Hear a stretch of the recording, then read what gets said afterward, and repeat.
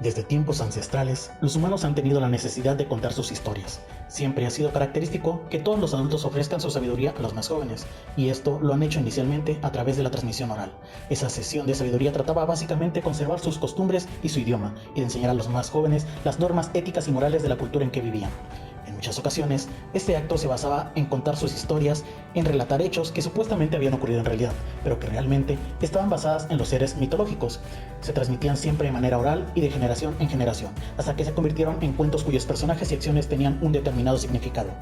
En muchas ocasiones, el tema principal de la historia que se contaba eran los diferentes fenómenos naturales de los cuales no se tenía conocimiento exacto. Si bien, conforme la sociedad fue avanzando en la ciencia y en el conocimiento de la verdad, la misma sociedad se dio cuenta de que aquellas historias, aquello que ya empezaron a llamar cuento, no describía hechos reales, sino que, en la mayoría de ocasiones, eran producto de la imaginación humana y del poco conocimiento de la realidad producto de un pensamiento primitivo de los humanos.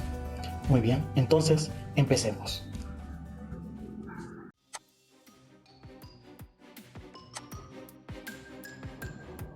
¿Qué es el cuento? Un cuento es la narración de una historia imaginaria y que puede estar basada o no en hechos reales. Puede manifestarse de manera escrita u oral. La palabra cuento proviene del latín y significa contar. Un cuento es uno de los géneros narrativos como la novela o la crónica y está conformado por subgéneros como ciencia ficción, aventuras, fantasía, terror, entre otros. Se distingue de la novela por su menor extensión. Resulta un gran método de enseñanza y una valiosa herramienta pedagógica, dado que el cuento permite ampliar el vocabulario, estimular la imaginación y mejorar la expresión oral del lector durante cualquier etapa de la vida, pero especialmente durante la niñez.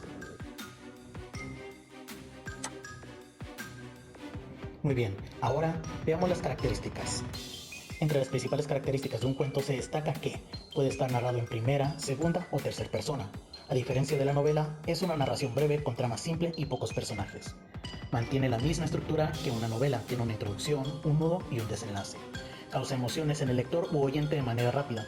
Puede abarcar una infinidad de temas o subgéneros, como fantásticos, infantiles, policiales, realistas, cómicos, de terror, de hadas o de misterio, entre otros. Algunos de los grandes escritores y exponentes de este género narrativo son Juan Rulfo, uno de los grandes representantes de las letras mexicanas. Entre sus obras destacan El Llano en Llamas y Pedro Páramo. Ernest Hemingway. Sus numerosas obras se convierten en uno de los cuentistas más importantes de la historia, haciéndole ganar un premio Pulitzer en 1953 por su obra titulada El Viejo y el Mar. Julio Cortázar, uno de los más reconocidos e importantes escritores argentinos y latinoamericanos.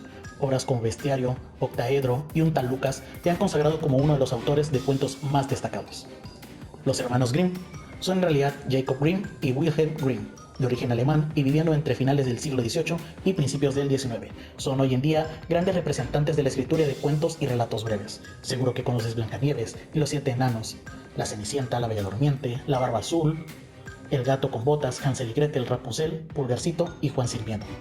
Por último, y no menos importante, en lo personal, uno de mis autores favoritos, Edgar Allan Poe, precursor del género de cuentos cortos. Si bien su obra se centra en determinados temas como la ficción, los ambientes detectivescos que sirven de guía para Arthur Conan Doyle y su Sherlock Holmes y los cuentos de terror sobrenaturales, su calidad e impacto son universalmente aclamados, como El Cuervo, una de sus obras más aclamadas.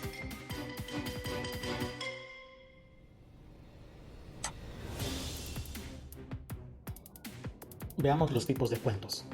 Existen dos tipos generales de cuentos con sus respectivos subgéneros. Los cuentos populares son narraciones transmitidas a través de diferentes generaciones y contadas con ciertas variaciones respecto a la historia original. En muchos casos, se desconocen los autores debido a que, en los orígenes, los cuentos eran narrados en forma oral y no quedaban registro de sus creadores. Algunos ejemplos de cuentos populares son las fábulas, los mitos y las leyendas. Cuentos literarios.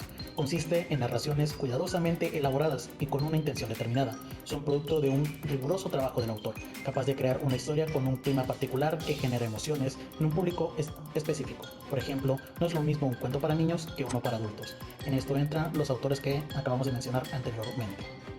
Si quieres conocer un poco más acerca de los mitos y las leyendas, da clic en el siguiente video que te enlazará a otro que hice acerca de este tema.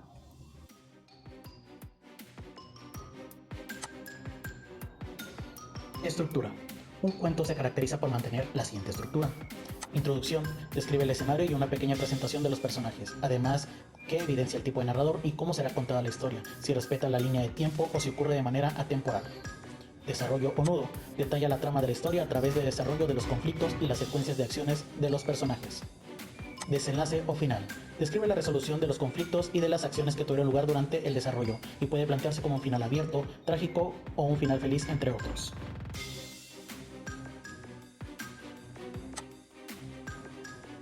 Por último, veamos los elementos del cuento.